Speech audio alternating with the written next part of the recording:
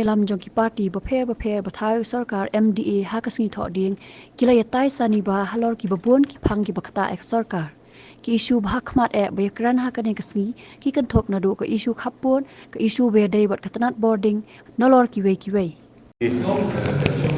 CAG report on Sobhagya, and number 2 is the boundary dispute, and number 3 with the 1 lakh sack of rice, and number 4 we have discussed also with the issues which relates to the power department. It was a healthy discussion. We have discussed in length with all the major issues, and happy to inform that the committee has already been constituted to study on these allegations. The allegations with the Sobhagya, the allegations on the food scam, and the boundary dispute.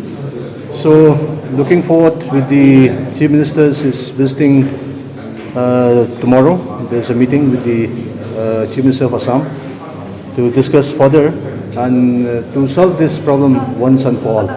So these are the major points that were discussed today. And CM has clarified that he has already constituted the inquiry committee, and they have given the time frame 3 months to table all the things in the public domain. Discuss, everyone has given their opinion, their view, and the chairman, the CM, has taken a note.